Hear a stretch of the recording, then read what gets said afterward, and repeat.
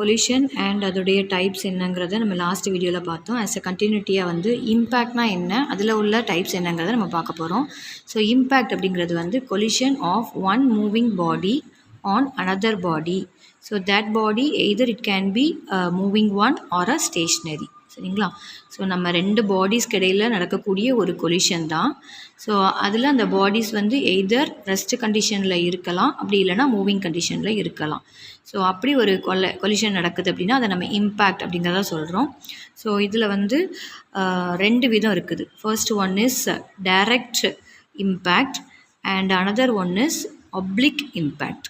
So ரெண்டு விதமான impact. இதில் டைரக்ட் இம்பேக்ட் அப்படிங்கிறது here the direction of motion of each spheres, ரெண்டு ஸ்பியர்ஸ், அதாவது நமக்கு பார்ட்டிகிள்ஸை எடுத்துக்க போகிறது ரெண்டு ஸ்பியர்ஸ், அதோடைய டைரக்ஷன் பிஃபோர் இம்பேக்ட் அப்படிங்கிறது வந்து it is along the common normal at their point of contact.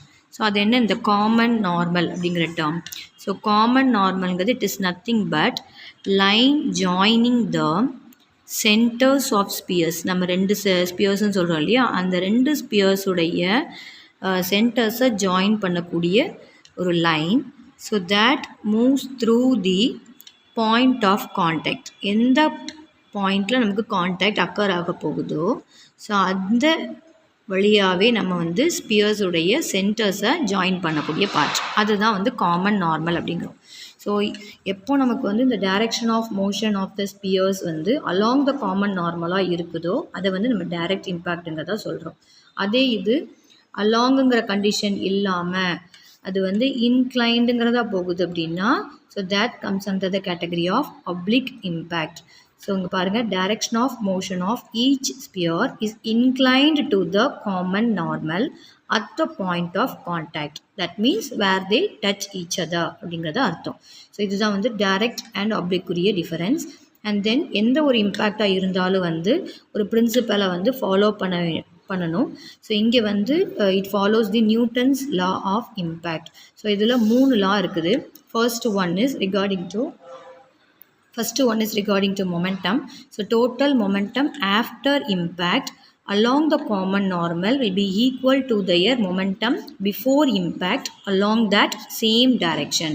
So already நான் சொல்லியிருக்கேன், இந்த லா ஆஃப் கன்சர்வேஷன் அப்படிங்கிறது தான் வந்து ஃபாலோ பண்ணது. இதுதான் வந்து first one. So this is regarding to momentum. Next one வந்து it is regarding to relative velocities. So இதில் ஒரு ரேஷியோ ஃபார்மெட்டாக ஃபாலோ பண்ண போகிறோம். வெலாசிட்டி வந்து ஆஃப்டர் இம்பேக்ட்டுங்கிறத நம்ம V1 V2ங்கிறத நோட்டேட் பண்ணணும். பிஃபோர் இம்பேக்ட்டுங்கிறத U1 U2ங்கிறத எடுத்துக்க போகிறோம். ஸோ ரெண்டுக்கும் உள்ள ரேஷியோ எடுத்துக்கிட்டோம் அப்படின்னா it will be equal to a constant term that is spelled by the letter E.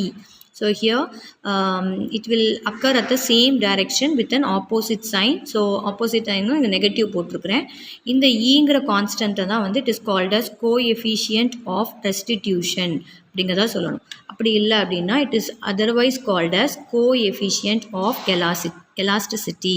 எதனால் இந்த டேர்ம் சொல்கிறோம் அப்படின்னா by knowing the value of this E we can able to say அந்த மெட்டீரியல் வந்து ஒரு எலாஸ்டிசிட்டி நேச்சர் எப்படி உள்ளதுங்கிறத we can able to say.